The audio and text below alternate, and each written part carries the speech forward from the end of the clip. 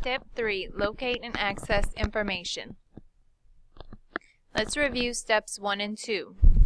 Step 1. Task definition. Read the assignment.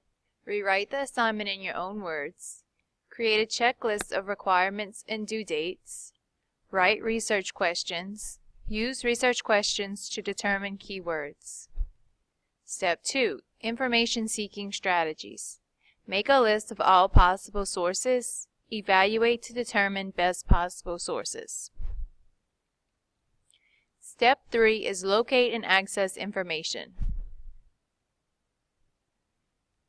First, you locate your sources.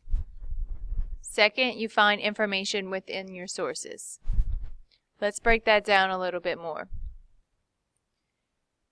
To locate sources, you use the keywords created in Step 1 and the list of best sources created in Step 2, and you go out and find the sources. Then you determine the credibility of each source. Finding information within the sources. You skim and scan the web pages and the books. Don't try to read everything until you found something relevant to your research questions. To help you do this, on the internet you can use Control F to search for a certain keyword on a web page.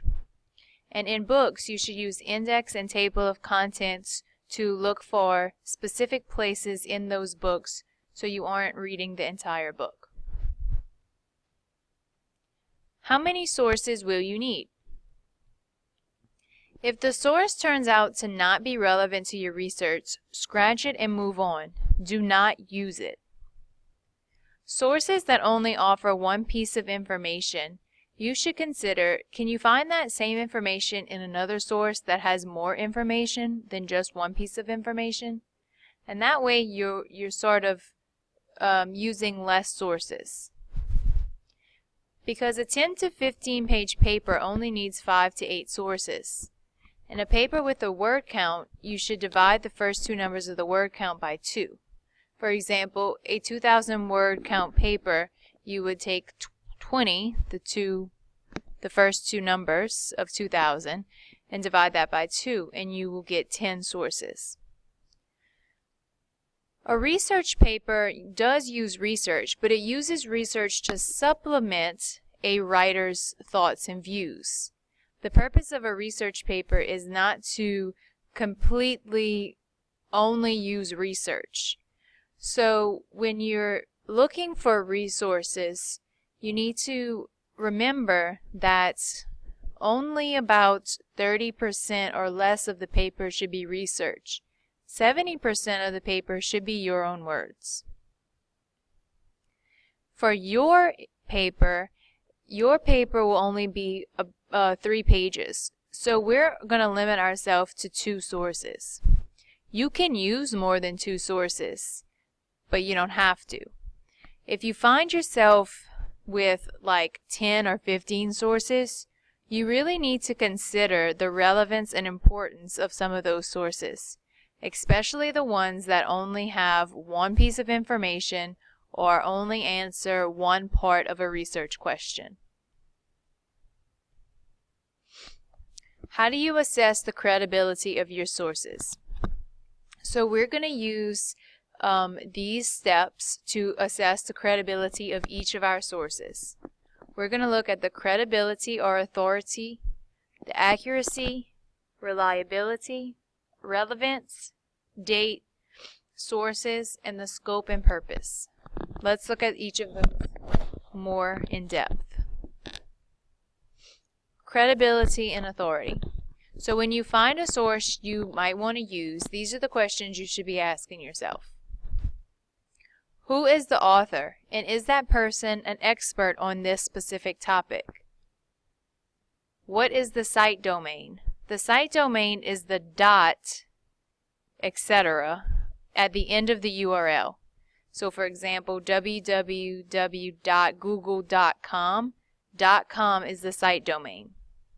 Site domains like .edu or .gov or .us are typically more credible than sites like .com. Is there a link to information about the author on the website? If there's a link to information about the author, read about the author and make a decision about if they are someone you should trust about this information you're reading. If there's no link to information about the author, sometimes you can find information about the author by Googling that person. If there's no author, then that brings the information into greater suspect. And this is the biggest problem with websites. Most websites don't have an author, so you never know who's writing them.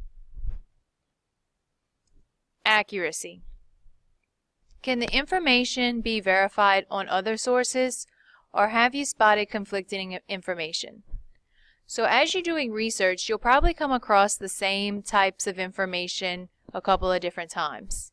If on one of your sources you see some information that's different than information you've previously read, that might be a red flag. Not always, but it might be. And is the information free of grammatical errors, and is it organized well? If the author didn't take enough time to write a well-written piece and organize it well, then I wouldn't trust them to say that their information is correct. Reliability. Is the page biased? Remember, that means one-sided. Are they selling a product or supporting a particular organization or person? So if you come across a page that's selling a product, a page that sells a product isn't going to tell you the full story, especially if there's things that are wrong with the product because they're trying to get you to buy it. If you're on a page that's supporting a particular organization or person, same thing. They aren't going to tell you the negatives. They're only going to highlight the positives. So those pages that sell or support specific organizations or people are usually considered biased. We want to find reliable sites that have authors that present both sides of the story and all of the facts.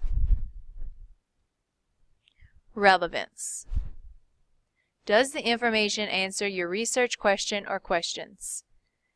So here's where you have to ask yourself, is the website relevant enough for you to use? If it only answers a part of your research question, then you might decide to use a different source that answers your whole research question. Date. When was the information written or updated, and is it out of date? Are dates important to your research? Especially if you're researching a topic like science or technology or medicine that changes on a daily basis, you want the most up-to-date information. So if you're reading an article about medicine that was written 10 years ago, the likelihood that the information is still going to be up-to-date or relevant is slim. So you want to make sure that you get up-to-date and relevant information. Sources. Does the author cite their sources and use credible sources? And do the links on the website work and go to credible websites? So just like you have to use credible sources, the sources that you're using should also use credible sources. So if these people aren't using credible sources to back up their information, then the likelihood that their information is legit is less likely. And finally, scope and purpose. Does the source address your research question in a major way or a minor way? And can you read and understand the material? If the source only addresses your research questions in a minor way, then maybe it's not the best one to use.